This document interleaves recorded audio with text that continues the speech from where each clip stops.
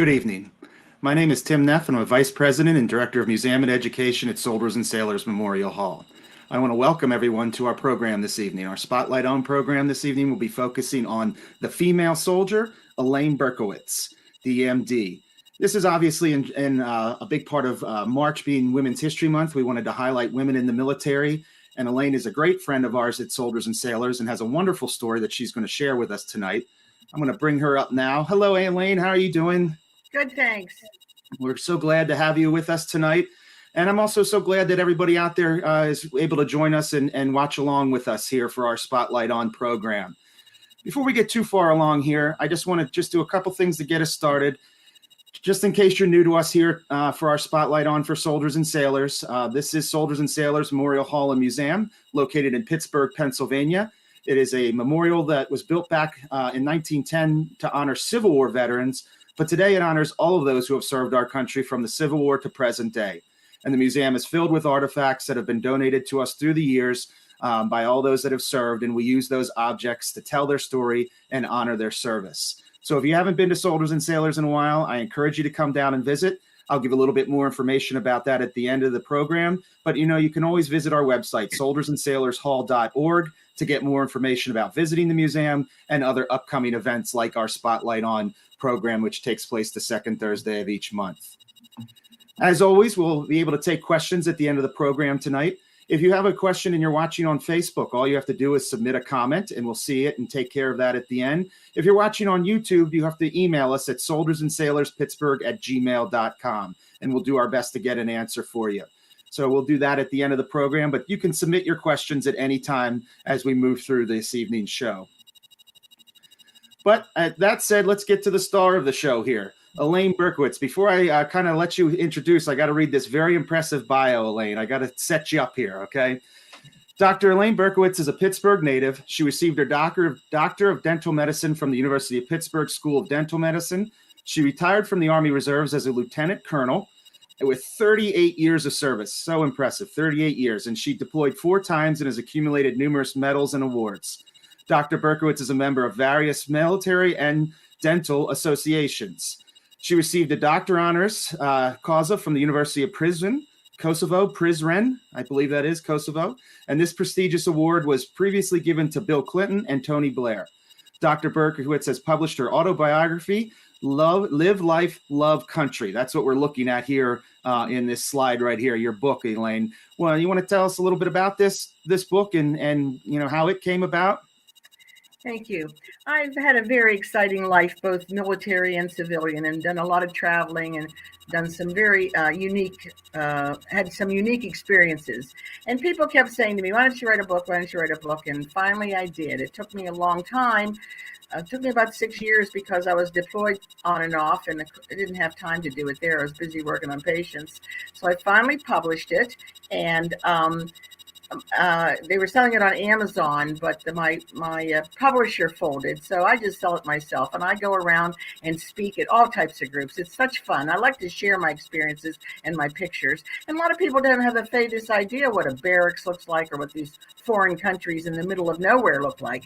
And so I show a slide presentation, and we have a good time, and I go to Rotaries and women's, anybody that'll give me lunch, I'll go. Well, and I think this is an important time to point out one thing that we haven't mentioned. You're also a member of the board of directors here at Soldiers and Sailors, so I think that's important to also mention. So we thank you for all of your help with Soldiers and Sailors and all that we do here. And what we've actually done is that slideshow that Elaine just mentioned. We've kind of taken parts of that and put it together for our show this evening. So we're going to be kind of jumping around. Well, not necessarily jumping around, but we are going to experience 3 different kind of segments, 3 different tours, if you will, of Elaine's life. And it's going to begin with Iraq and her tour of duty in Iraq beginning in August of 2005. How long had you been in the service, though, before this tour of duty? Like, when did you enter the service, Elaine? I joined in 1974 when I was 30 years old. I retired in 2012 when I was 68, 38 years. Wow. And I loved every minute of it. I probably have back troubles today because you see what I'm wearing? That's about 30 pounds of gear. Yeah, I bet. It was quite an experience.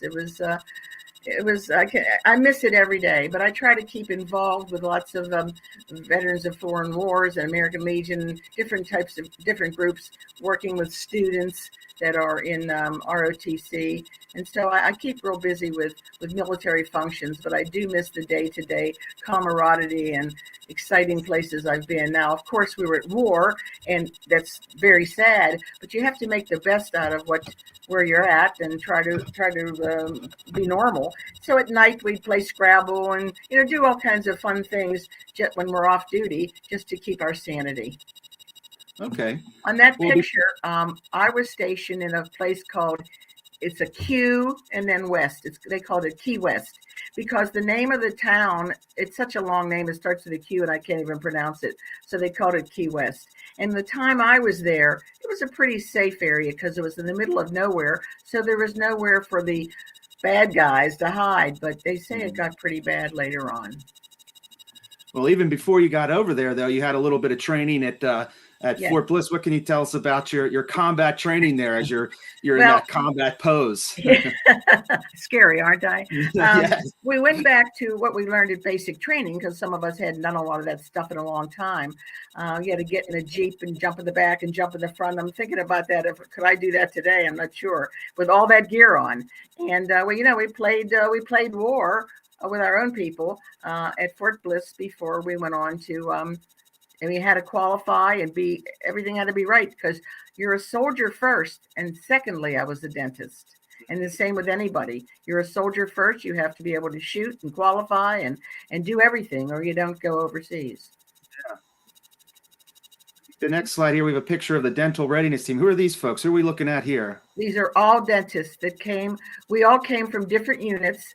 Dentists, physicians, nurses sometimes go by themselves, which I did, get pulled and go with a unit from some other part of the country. So they're from everywhere. And there was 8 of us, and we were all going to Iraq. I think our next slide shows the wonderful living quarters in Kuwait. What was this like? This was obviously in preparation to go to Iraq. I'm sure, right? You went to Kuwait first before you went into the Iraq. Right. When we left the States, we flew from the States. We were supposed to fly to Germany. In Germany, we got to Maryland, and then we were supposed to go to Germany, and Germany couldn't accommodate our flight because they were backed up with planes. So we slept on the floor at the airport, and it was a different part of an airport than the actual, the tourists go.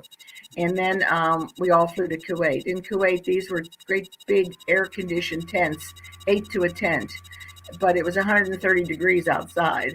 And they said, oh, that's dry heat. Well, it was pretty wet under my helmet. And then they showed us, well, over there is the dining facility, and over there is the PX, and it was so far away. I said, I'm not hungry. It was really, there must have been thousands of those tents. And we were there for several days. It was quite an experience. Did the air conditioners actually work? I mean, they did their job? They did their job. All right. Yeah, you mentioned about the dry heat and how you didn't feel it. You were telling me about this photo here this is you on your way into Iraq and how hot that was. It was so, if you can't tell, but my hair is soaking wet. I mean, it was hot. And we sit up against the sides and strap us in. It was full. Some people fell asleep. Some people did not. And it was quite an interesting trip. But we all went from Kuwait to Iraq. Then when we got to Iraq, they separate us into helicopters to drop us off at our individual bases. Okay. Now in Iraq, that's where I lived. You could stand in the middle and touch the side walls with both arms. If you were a lower rank than I was, it was two people to one of those. And if they were there a long time, they were ready to kill each other. The air conditioning worked beautifully, and in the winter, the heat worked. And I think all of us older soldiers were in the first row because ahead of us were the shower buildings and bathrooms, because otherwise you had to walk half a mile to get to the bathroom in the middle of the night. So I think they put all us old folks closer. Yeah. You mentioned the winter time. Did it get pretty cold in the winter time? Oh yeah, it got cold. Yeah. So they had both extremes then, the heat and the cold. Yeah. So I think we're going to see you at work here in the next one here. This is One you of my working on some of the troops. One of my friends sent me a red, white, and blue smock. Army smocks were kind of green and ugly, so she sent me a few scrub tops. And I was working on a civilian, foreign civilian, because they were all over our base working. My assistant had been there a long time and was pretty burnt out. But she smiled for the picture. Now, I not only worked on American soldiers, there were American civilians on the base, there were foreign soldiers, there were foreign civilians.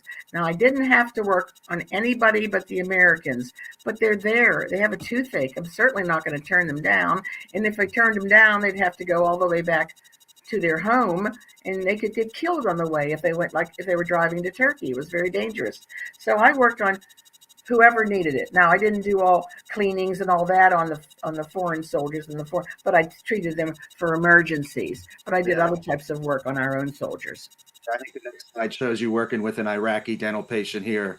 Now, most of them didn't speak English, but they were very appreciative that I would take care of them. Very appreciative. What was your work day like? Was it an 8-hour work day, or were they shifts or something like that? I worked 8 hours. 5.5 days a week, carried a phone in case they needed me for emergencies. And there were some interesting emergencies. One time I was driven down to the local jail on base, and they were holding them there till they could get them to a bigger base. And they said that one of the Iraqi soldiers, they were in jail. They were brought to our base and then going to be taken because they were the bad guys. There were some good Iraqis, but these are the bad guys. So of course, this one guy said he had a toothache. When I got down there, he didn't have a toothache. But when we covered my name on my uniform with tape because I'm Jewish and the bad Muslims don't like us.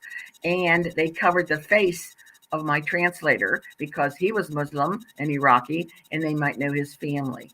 It's very interesting how they. You have to do what you have to do. Safeguards. Yep, you got to have these safeguards in place. Yep.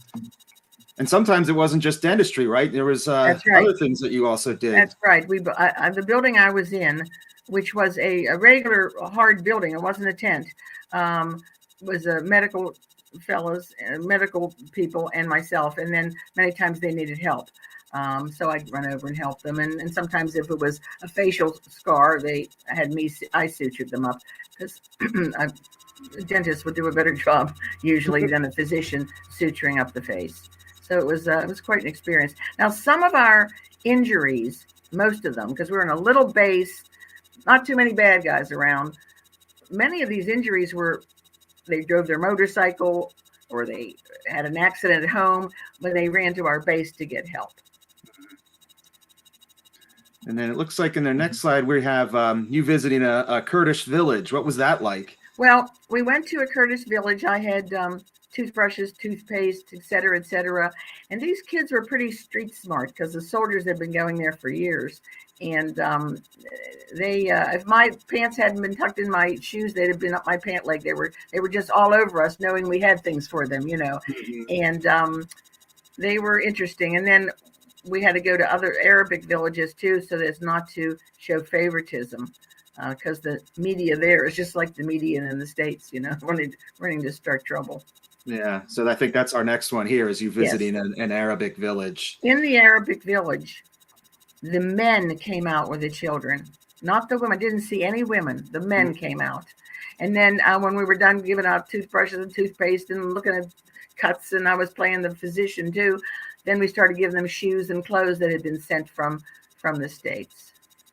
As a female soldier, did you sense any of that from the men? I mean, were they apprehensive to be around you? I mean, that had to have been almost a little shocking to them. I mean, to see a female in a uniform like that. Well, when you're giving them medical care, they don't really care that you're female. They're if they didn't like it, then they could leave. You know what I mean? Yeah. They wouldn't. They wanted to care. Sure.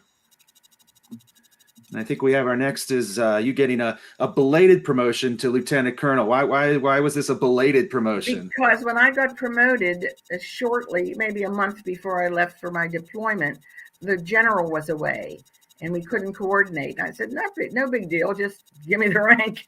But then I talked to the different fellows over there and they said, when did you get promoted? And I told them the story. The next thing I know, the American soldiers decided to have a promotion ceremony for me. Well, the funny thing was the tall gentleman was a chaplain. I can't remember what religion. And I met him at Fort Bliss. He happened to be on my base for 3 days, and it was one of the days that I was going to be promoted. So I asked if he would do the honors. Nice man. And then the little guy in the forefront was the Iraqi general. So the two of them pretty much promoted me. It was very nice. I was pleased, And what year would this have been? Was this 2005 then? 2005. Mm-hmm. Yeah. Mm-hmm. And then you retired as a lieutenant colonel. Right. Yeah. This is an amazing photo here. Everybody who goes to Iraq for whatever reason gets a picture on Saddam's sofa. Camp Victory is the base in the main base in Iraq, the big one. And that's where all the Saddam things are, which you'll see in the next few slides. So everybody gets a picture of that. I was in several different bases for other reasons, which I'll come to when we get to the slide. So this is a very popular picture. Everybody has it. Did you just have free reign of the palace? I mean, was there not a palace anymore? Right now, as I'll show you coming up, all of his palaces and his whatever are now military rooms for business. They're all taken over by the military. They're not going to tear down these beautiful buildings. But they're no longer, palaces. Next one here, we have a mosque on Camp Victory that was housing U.S. personnel. Right. There's a couple mosques, and it's they kept the mosque. Some of them were half built, and they kept it like that too. Yep. And I think our next one is you and your full gear here, all decked out. You said this is about 30. Is this the 30 pounds? Yeah. Kind of routine here? Yeah, and that's not a lot for some guys and gals, depending on their what they do for the Army, what they wear. Now, this base was Mosul, which was about a 45-minute drive from my base, but it was too dangerous to drive, so we'd fly for 10 minutes. But on this base, you had to wear your full gear all the time. On my base, you had to have your jacket, your life vest and all that with you, but you didn't have to have it on all the time. You had it at your office and stuff like that. But in this space, you had it all the time, and it was hot. I bet. I can only imagine. Now, so we're going to move on to our next kind of section here on your time in Kosovo. So Kosovo, I was called, I don't know why I was called, would you like to go to Kosovo? Well, first of all, I didn't know where Kosovo was or where. I said, oh yes, I want to go, because before I went to Iraq, I was offered Fort Campbell, Kentucky. And I said, no, I want to go where the action is. And 3 months later, I got deployed. I wanted to do it. I wanted to do it the right, So when they called me about Kosovo, I thought, where's that? I looked it up on a map, and it's the top of South America. No, I'm sorry. I'm getting ahead of myself. Kosovo is a Balkan state, which is landlocked, which was part of the former Yugoslavia. So, and it's mostly Albanian people and mostly Albanian language. And there's some Catholics. Mother Teresa was a big deal there, which I'll explain shortly. And it snowed every day for 4 months.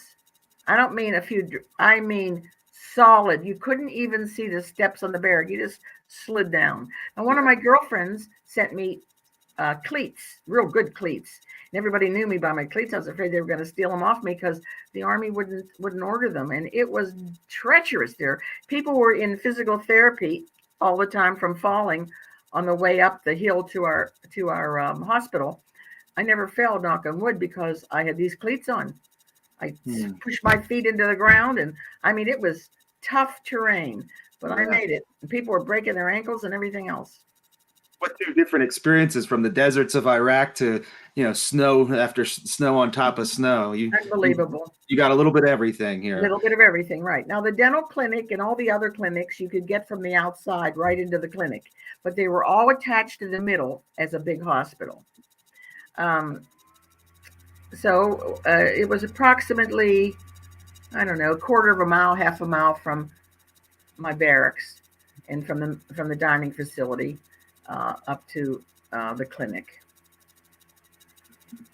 We have a group here. Who are we looking at here? These ladies were, the little one next to me was a nurse, and the other two were administrative type people. But we went out into the villages as a medical team with other people with us to take care of the villagers.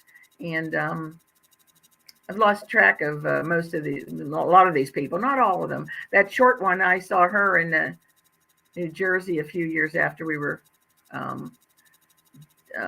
done, and she's in the Air Force now because she had a little problem with the Army. So it was a lot. It was interesting going out into the villages. Next. I hope you don't mind me asking. You were definitely one of the older ones on the base, right? I mean, you had to. I was the oldest person on the base. Civilian. With pride, yeah, sure. Civilian, military, American, or foreign. I was the oldest. Because every time I'd see a gray-haired lieutenant or major, I'd run over. How old are you? I was always the oldest, everywhere. Now, this lady was my age. They have a hard life over in Kosovo. Yeah, the Albanians like you to say Kosovo, which I usually do. Now, most of these were peasants, the people that came into our clinics in the schools. And they all had the same color red hair. It was an odd color because they dyed it with something at home. So we used to call it Kosovo red. But she was my age, and we always asked them if they would minded having their picture taken.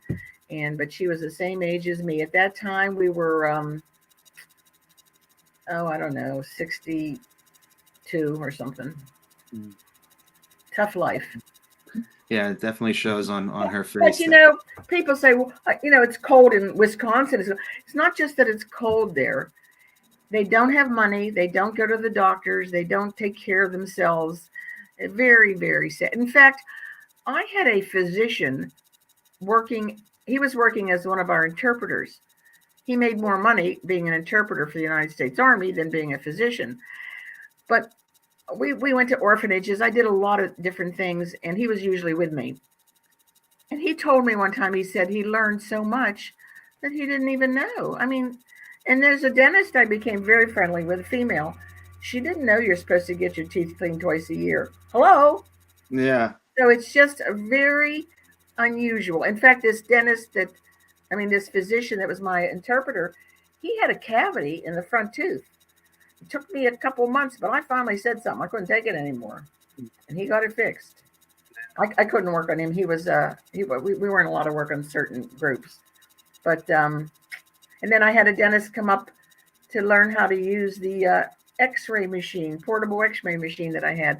I taught him. He ordered it. When I visited him in his office, he didn't always use it because it took time. They used to send their patients across town for an X-ray, and that took time, so they didn't take X-rays. So now I know when I see an X-ray of a foreign country, not all, and the root canal is barely done, I'm thinking, hello, that's because they don't have X-rays. Yeah. I taught them, I do forensics. I taught a whole group of physicians how to identify bodies in a mass disaster. But X-rays is a big, important part of it. They don't have X-rays. Yeah, a lot of things we take for granted here, isn't that? Things that can't imagine not having or just are such a common part of our life. Right. I was extracting a tooth of a child. Now, they don't speak English. And I didn't speak any Albanian then. I took a course when I got home. But, I make them feel good and don't, so that they don't get so scared. Children are scared in the first place, but I like to think that I'm very gentle with them, and I didn't have a problem. So we're seeing a lot of work on other folks here. You were also still working on soldiers in Kosovo, though, too. Oh, right? yes. But this was out in the villages. Oh, yes. I worked on soldiers every day except the days we went out to the villages. Now, at the dental school, one of our interpreters, another physician, I became very friendly with. We still correspond. He came to the United States to take his daughter to the Shriners Hospital in Philly, and I went up to spend some time with them. We became very close, and he was one of my interpreters. He introduced me to the gentleman in the white coat who was head of the prosthodontic department, dentures and partials and crowns and bridges at the dental school. And he and I became very good friends. We still write. And I brought him to the base and he lectured. He speaks perfect English. He had me at the dental school. I lectured numerous times. And the tall soldier was always my driver, who, by the way, was deployed so many times, he got divorced. It just didn't work. I felt real bad when I heard that. Take the toll on you, that's for sure. Yeah. Yeah. And then the fellow in the suit was the dean of the dental school. Now, just this last year, every time I go over, and I go as a civilian now too, once in a while, I would take supplies and instruments. And I was assisting one of the doctors in surgery one time when I was in the Army, and he did a beautiful job. I was really impressed because some of their equipment is so antiquated. And I said, boy, that was beautiful. He said, did you see how many times I had to cut the suture? My instruments are dull. So the next time I took him a sharpener. You know, they don't have everything, but they do some beautiful work. It's amazing. And they all go to another country to get graduates training. And some years back, 99, 98, I can't remember the year. When they were at war, they had to do dental school in people's homes and in cellars and basements. Nothing. They couldn't go to the dental school. It was such a war between Serbia and the Albanians. So they manage. They're pretty self-sufficient. But anyhow, last year I decided I wanted to. They need a lot of stuff, and they're such appreciative people. So I decided to make a nice donation for them. And they bought, with my donation, these fancy magnifiers, glasses. They're pretty expensive. They bought about 8 of them, and they shared them. They only shared 2 of them with another department. But anyhow, I decided, this man in the white coat was fabulous. He found a Jewish cemetery for me and took me. He's not Jewish. I mean, these people are so good. So I decided to send this contribution in his honor. And then I asked one of the female dentists at the dental school that I'm friendly with to take my place, because I wasn't going to fly over just for an hour to present it, you know. So they had them all at the school, and they had a big presentation, and then they sent me all the newspaper articles and everything, and he wrote me a lovely letter, and they showed pictures of the dental students using the magnifiers. So it was well appreciated, and I'm glad I did it. They're wonderful people.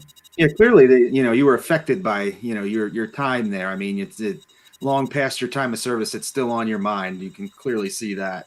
Yeah, and a university in Prizren, this is Pristina, which is the capital. In Prizren, which is about an hour and a half, 2 hours away through the mountains, is where I got that award. After I retired, they called me back. They flew me over, and the whole country was there. It's a small country, and all the politicians and some of my friends. When I got this award, that was the most exciting day of my life. And Tony Blair and Bill Clinton had gotten it, and it was just very exciting. And they appreciated, because sometimes the Army gave me time off, and sometimes I just did it on my own time over the weekends.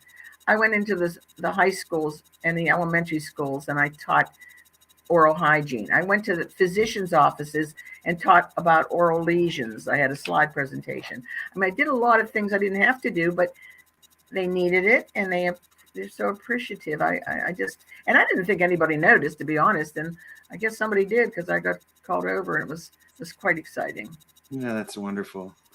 Although the next slide is going to show us not everything was all fun for you. Yeah, I got sick one day, it's called ischemic colitis, where the blood vessels in your colon close down and you can die. Well, the pain is so bad, I kind of wanted to die. But anyhow, they brought me to my the hospital in my, on the base, and my Army friends took care of me all night with morphine. The next morning, the Air Guard brought a helicopter, took me to the airport in Pristina, where a Lear jet had flown in from Germany with Air Force personnel, and then took me to Landstuhl, which is the Army hospital in Germany, where the Navy took care of me. So it was kind of everything. And one day when I was better and back, some young girl came up to me with a newspaper in her hand, because I wrote a beautiful letter to the Jewish Chronicle, or to the Pittsburgh Press, I forget, or Pittsburgh Press, or Post Gazette, saying what wonderful care I got and all about it. And she said her mother sent her that paper. She wanted to know, would the care have been as good if I was a private? I said, it doesn't matter what rank you are, they take darn good care of you. It was a real scary situation. So when I got to the Army hospital and they took care of me, the doctor was Navy. And he said, it's a freak thing. This will never happen again. And they think it happened. They're not sure. But a lot of the young men on my base had kidney stones. And they think it was from the bottled water that they bought in country rather than in America and shipped over like they did most of the things. And I don't know if they did a study on it or not. But anyhow, he said, a freak thing, it won't happen again. Well, the second time I was deployed to Kosovo, it happened again. So this happened to be the Navy again there. And I said to the fellow, do you know Doctor, I forget his name. He said, yeah. I said, well, tell him it happened again. It wasn't so freakish. And it happened twice since I've been in Pittsburgh. It's really scary. If there's no warning, you just double up, terrible. And it was funny. The one nurse that took care of me during the night the first time, she happened to be back on a tour the second time. And I opened my eyes and I said, are you still taking care of me? I was a little out of it. I thought it was 2 years earlier, She said, yeah, I'm here again. So it was quite an experience. And they kept me for probably, I forget how long, 10 days or something, and got me better and got back to work. Back at it. I think the next one, this is the cemetery you mentioned in the last slide there, two slides ago. Mm-hmm. Unkept, falling apart, abandoned. There's no Jews left there. And this doctor found it for me, and he took me to it. And he walked to the graves with me so I could say a Jewish prayer. He's a fine, fine man.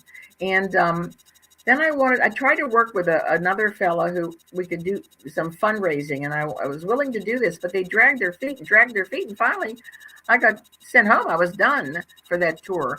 And then the next thing I knew, a university, I forget the name of it here in the States, had a project where they went in and cleaned it up. And then shortly thereafter, it was with the graffiti again. I don't know if the people there knew it was a Jewish cemetery. They just knew it was something to use graffiti on. It's very sad. But I've been there several times, and they clean it up, and then it gets bad again because there's nobody to maintain it like there are in the States. It's not active anymore, so I'm sure it's, maybe somewhat considered almost abandoned in a way. Am I right there? Yeah. Oh, yeah. Mm-hmm. Yeah, there's the families are long gone. Yeah. That's how old it is. Mm-hmm. Yep.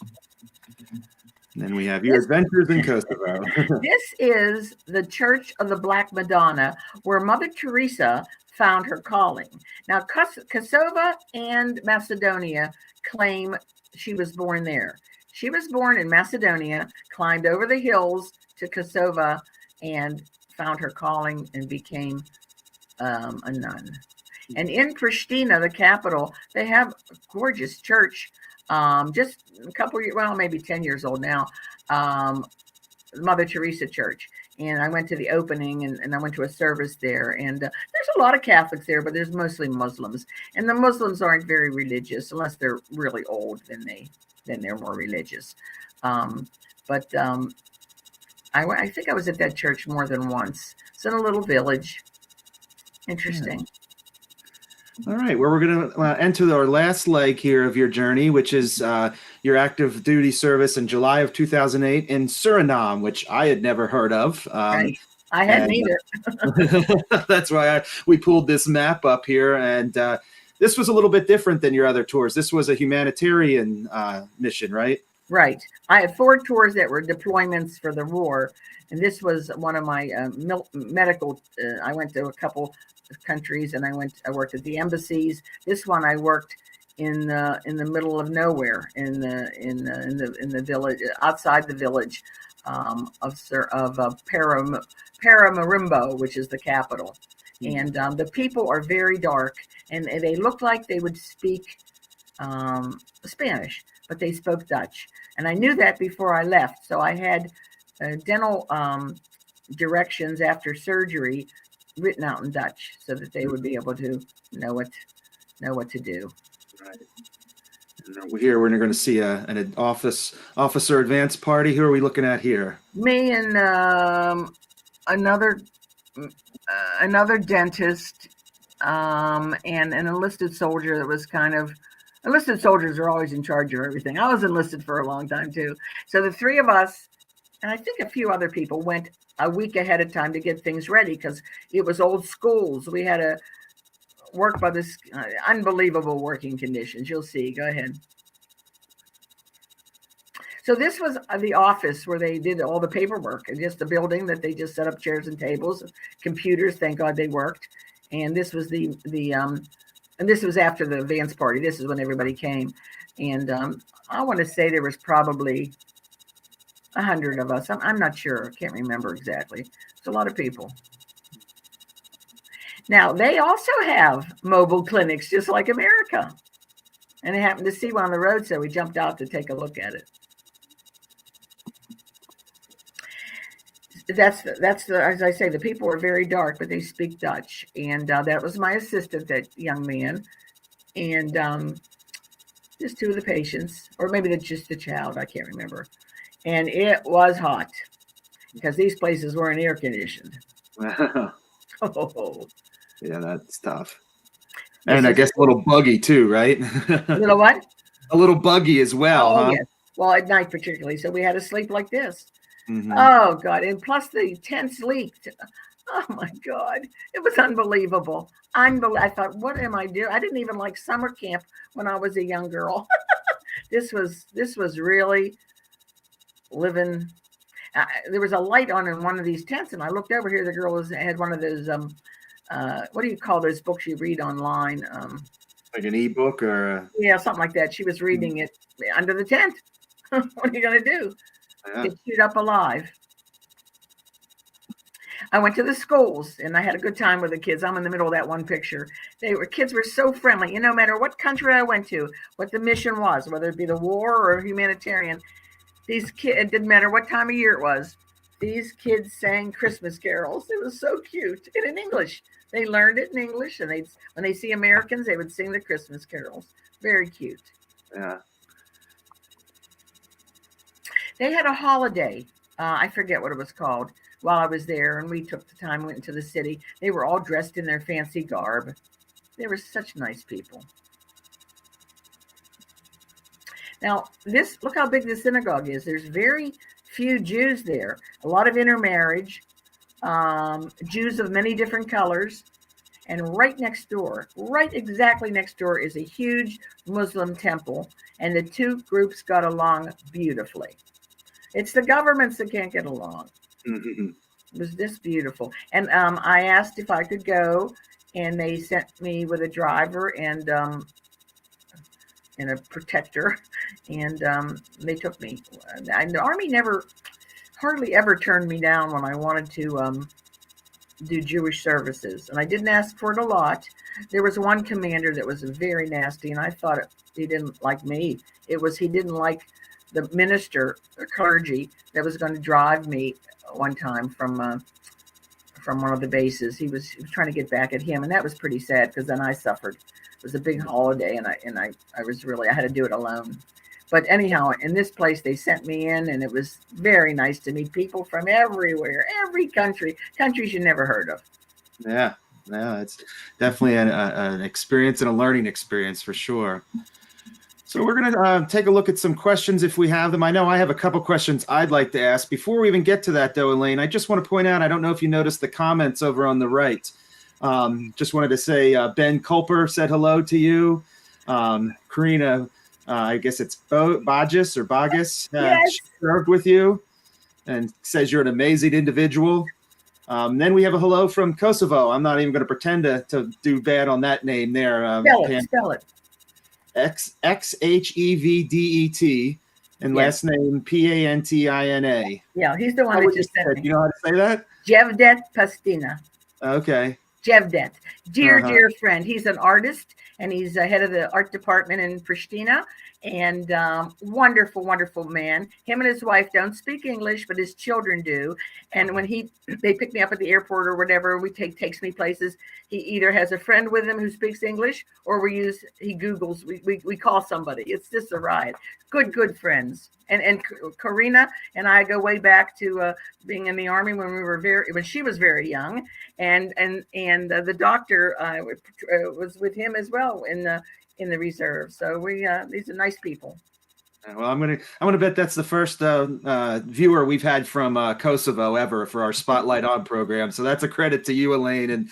And I mentioned earlier the impact that your experience had on you, but you clearly had a huge impact on all the places that you served, including Soldiers and Sailors, because we have our curator Michael Kraus showing his appreciation. Always enjoy hearing your stories, Elaine.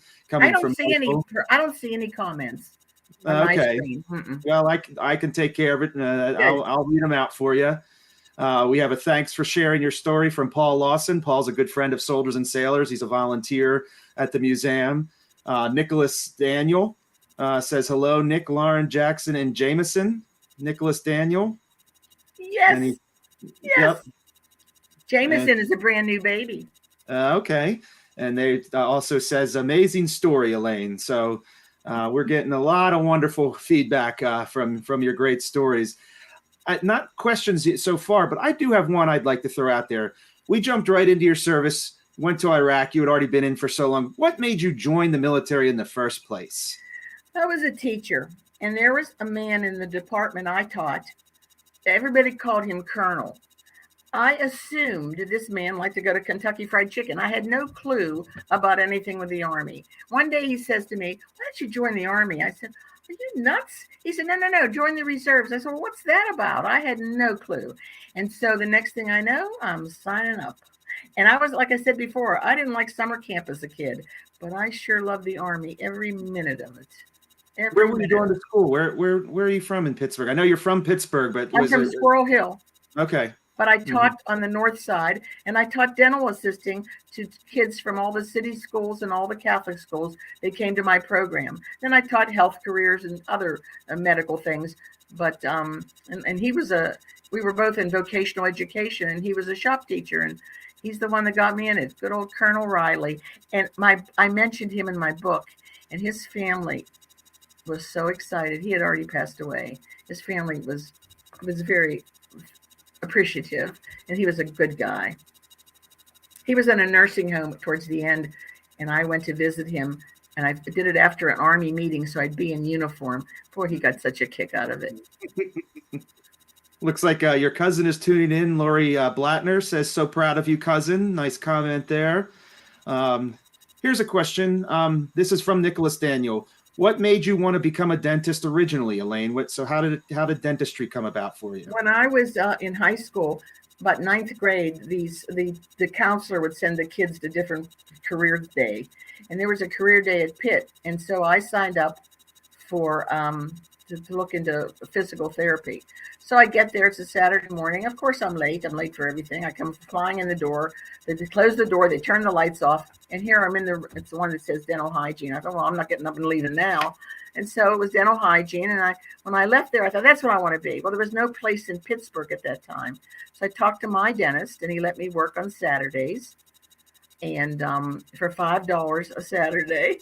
And that was that was probably 1959. And he said, "Don't buy uniforms. You can wear my wife's." And they were from 1936. And I worked there on Saturdays, and I really liked it. And I went from there to become certified. Then I went to become a teacher and it all. And he's also in my book, but he had just died. His kids have read it and were real pleased. He would have been pleased that I mentioned him, but he changed my life. Both of those men brought something I never would have thought of. There's no dentist in my family. There's a couple physicians, but distant, and that's how it happened. All right. Well, I'm going to go through a couple little procedural things here, and we'll jump back to this. There might be some more questions here, but let me at least get in here before I forget. Just a couple quick plugs. Coming up at the end of the month is the Joseph A. Dugan Jr. Hall of Valor ceremony at Soldiers and Sailors. That'll be on Sunday, March 26th at 2 p.m. This is really a program that's been around since 1963.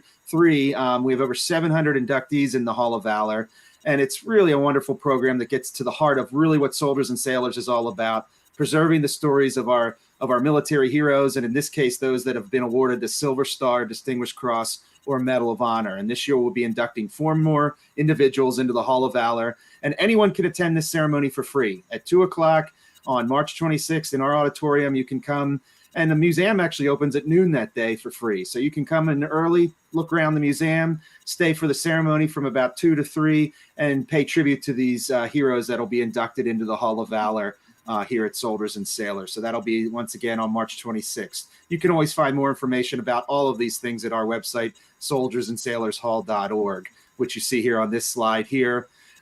We have, you can always come and visit us to walk through the museum for our daily hours, or you can call ahead for guided tours.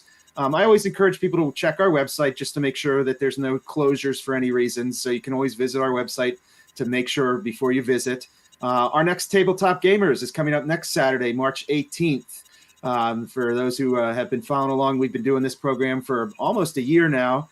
And we hope that anybody out there interested in tabletop gaming, specifically military tabletop gaming, will come and join us. We have a nice group of folks that come and spend the whole day on Saturdays playing a wide range of military gaming. So that'll be coming up on March 18th. And our next Spotlight On will be on April 13th. Don't get confused by this slide. The program will take place on April 13th at 7 p.m., always that second Thursday for Spotlight On.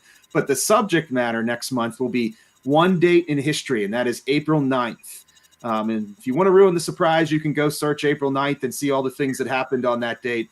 Or you can hold out the surprise and learn from myself and our curator, Michael Kraus, about some really interesting events and then things that we have at Soldiers and Sailors in our collection related just to that one date in history. So we encourage you all to join us for that next month on April 13th. So I think we have another comment here from Audrey Glickman. She wanted to say thank you very much, both of you. Elaine is an amazing individual. So lots of wonderful comments this evening. Elaine, I just want to thank you so much. Oh, we have another one. So glad we're staying on here. This is another one from Nicholas Daniel. Was there ever a time with the military when you had to improvise without the ideal supplies? Maybe you didn't have what you needed and you had to make do. Yeah, probably when we were out in the schools. I mean, we would wear a headlight and they would spit into a bucket. And sometimes it was just dark with a flashlight. We usually carried all the right supplies because we had a checklist and all that. But yeah, there were times that you do what you have to do. Yeah. Get them out of pain. That's number one. One time we had a episode I was in Paraguay for a medical mission. And when I was on some of these missions, it would be 2 American dentists and 2 from that country. And there was one case that was so difficult. All 4 of us couldn't get the tooth out. Finally, somebody got it out. I don't think it was me, but anyhow, we don't have all the drills and all the stuff we would have in the States, but we got it out. But as primitive as some of these countries are, and with their instruments and everything, they've got some nice techniques. I learned from them as much as they learned from us. Yeah. Well, that's going to bring us to the end of the program, Elaine. I'm going to let you kind of wrap us up. Anything you'd like to end with? Any last words for the audience out here? Well, Get me back in. I still can fit in my uniforms. Actually, my uniforms are every day. My uniforms are in 3 different museums, and I'm just very proud to have been a veteran. To be a veteran, I'm very proud of it, and I never would have thought of it as a young girl, but as a 30-year-old, I was ready, and so glad I did it. I changed my whole life. I don't know what I would have been a teacher until I retired or passed out or whatever. I don't know if I could be a teacher today, but I love the military. I love dentistry, and I mostly now work with elderly and special needs. But and I love soldiers and sailors, so I encourage everybody to come down. It's really it's a well-kept secret in some ways, but it's a great museum. And when people call me, it's so funny. This fella called me. I knew him a little bit, not too well, from the Army. He was down there with his grandson. He said, "Was that your uniform? It said Berkowitz. How many Berkowitzes are in the Army?" I said, "That was mine." And I get so excited when they call me, especially him. I hardly knew him. Yeah, I wanted to say, when you mentioned your uniforms being in several museums, of course, Soldiers and Sailors is one of those, and we have it on display. So even more of a reason for anybody who hasn't been to Soldiers and Sailors, if you enjoy her story, you got to come check us out and learn all about our local veterans and learn about Elaine. And I just want to thank you for your service, Elaine, and thank you so much for joining us tonight. And finally, just thank everybody out there for watching and following along and all your nice comments. And just enjoy the rest of your evening. And I hope to see everybody next month. And I thank you as well. May I give one more plug to my book? Yes, certainly. If you want to purchase it, and it's a lot of fun to read. Everybody says it's like talking to me. You can call me at 412-398-7395, and I'll sell it to you and mail it to you. And if you want me to come and speak to any groups, give me a call. I love sharing military stories. And thanks so much for joining us. All right. Thank you, Elaine. Wonderful way to end our broadcast. Good night, everybody. Good night.